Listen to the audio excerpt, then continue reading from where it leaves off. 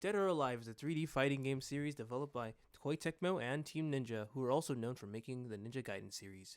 Dead or Alive is a series, among a few others, that made me love 3D fighting games more than 2D fighting games. For me, 3D fighters are more simple as their controls aren't too complex, and because of that, it takes more skill to do the more advanced stuff, like advanced combos or techniques. The 3D arenas make them more technical because of how vital placement is, and the position of your character determines how useful your moves will become, and may give you an advantage or disadvantage, and your same strategy might not work based on where you are. However, while I did say it requires more skill, the simple controls of these games make them easier to learn and pick up, so it's not as daunting for players as they will see easy commands rather than more complicated ones. Also, the 3D environment of these games give players more movement options so they can sidestep and arms locked for moving left and right. And they can even dodge attacks with their side steps. But mostly it's still just moving left and right, but you know what I mean. But if I had to be truthfully honest, the real reason I like 3D fighting games more is just because you can do this. I'm motivated.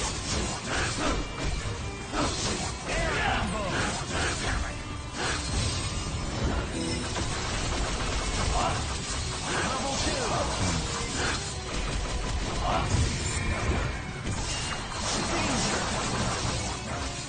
Rest in peace. Getting back to the topic at hand though, after playing the newest title Dead or Alive 6, I've grown a steady interest in the series and wanted to explore more, even though most people consider it a fan service game.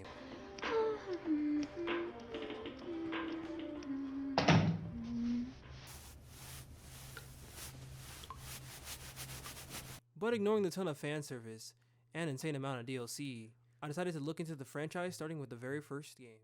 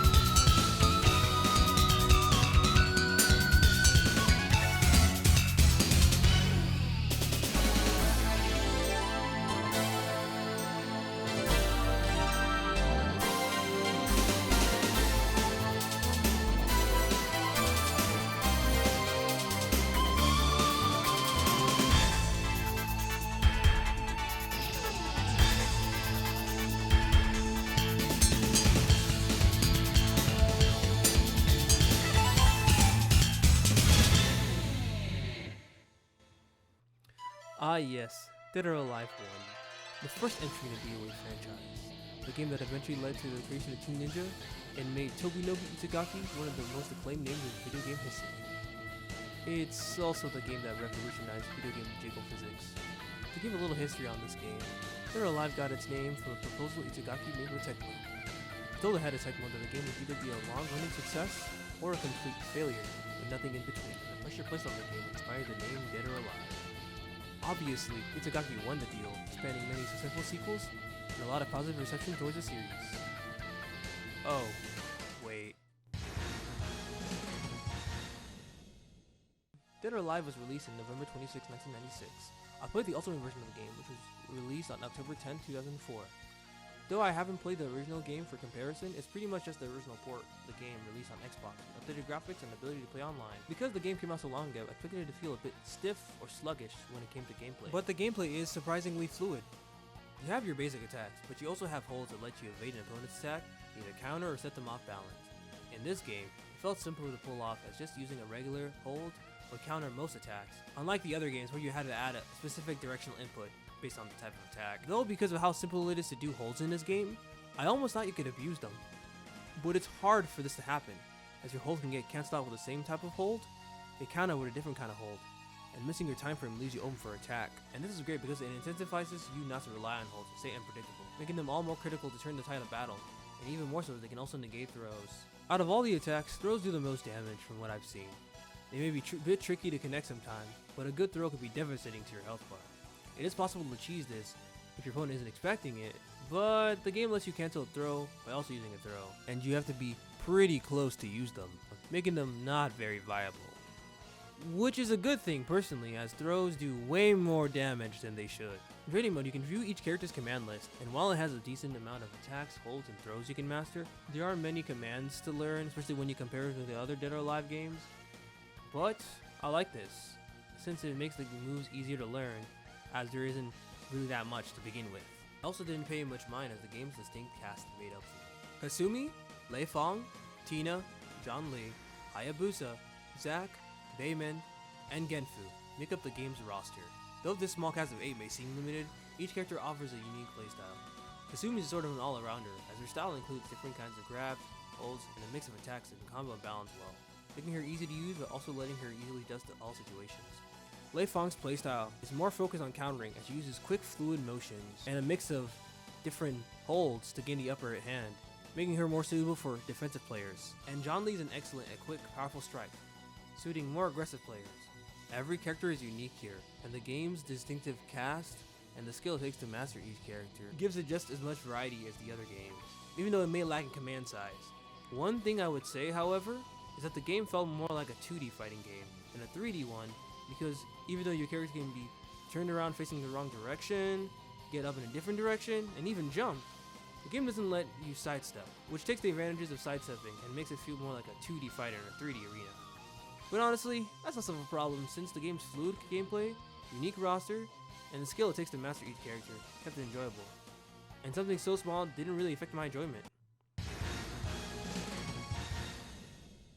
When it comes to stage mechanics, the game doesn't have interactive stages like the games that come after, which surprised me seeing how I always knew the Dead or Alive franchise for its unique stage transitions and interactions.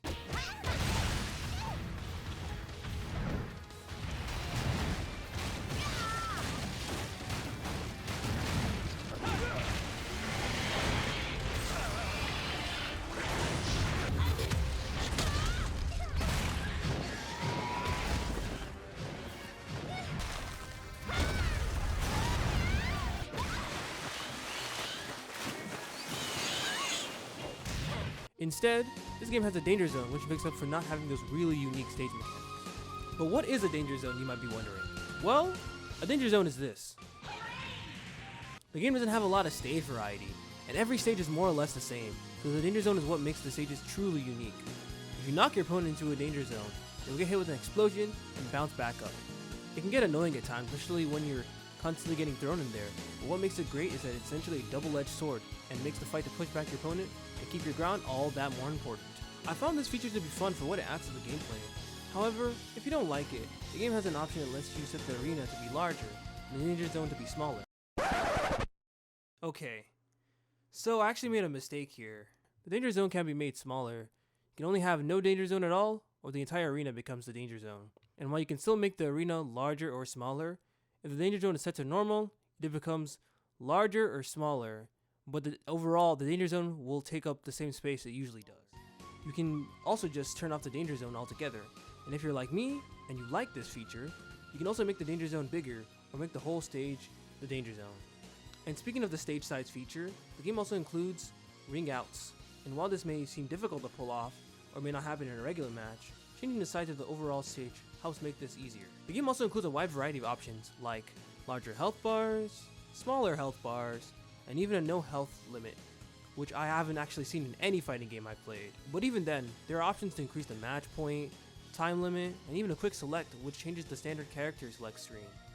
But all those pale in comparison to the most important option of all, the ability to turn off the jiggle physics.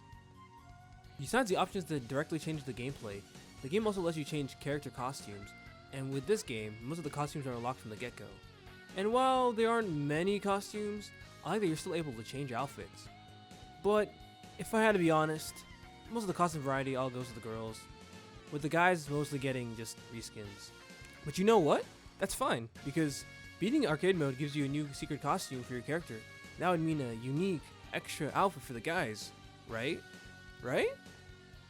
Yeah, it's only for the girls. Well, except for Zack, but my point still kind of stands. So yeah, if you beat any of the female characters arcade mode, plus Zack, the game will let you know you got a new costume.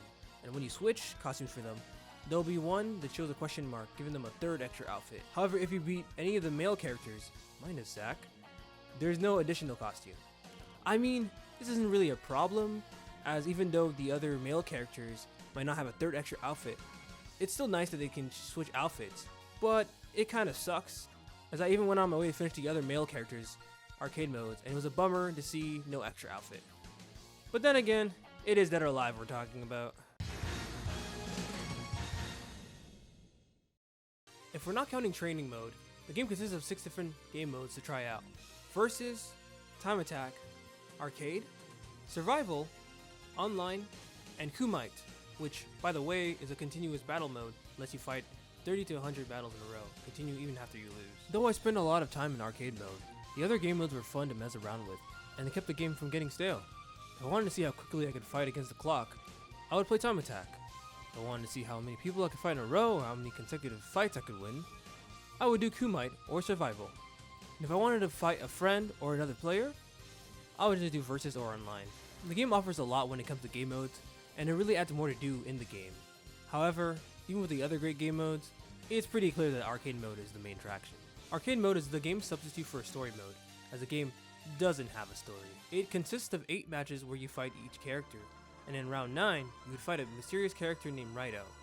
Unfortunately, he's not on the roster, and is exclusive to arcade mode, and there is no way to unlock him for yourself, or at least, from what I played. I had a lot of fun in this mode, as it was a great way of teaching me the different attacks and combos, and as it got more challenging with each match, I totally improved as a player. Well, almost. KO.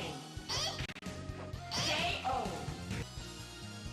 KO. Though while I like this mode, the final fight with Raidou didn't really feel all that hard. During my first run, I lost more times in the 8th than in the 9th match with Raidou. But then again, it could be because losing a lot helped me get better at the game. But even with the other characters that at the time I didn't know much about, final fights still felt a bit easy. Nonetheless, arcade mode was fun and an excellent way to improve my skills.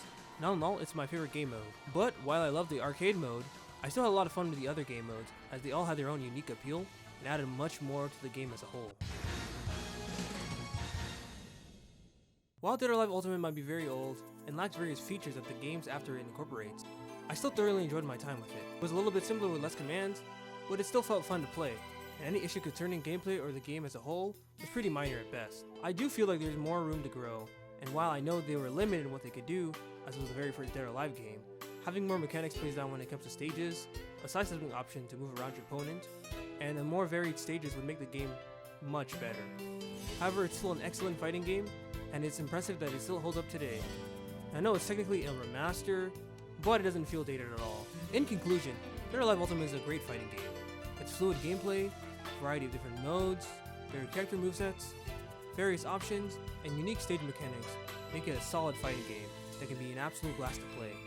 It may not have an extensive roster of characters, a variety of stages, or stage interaction, but overall, it's still worth playing and a solid experience. So with all that in mind, I give Dead or Alive Ultimate a 8 out of 10.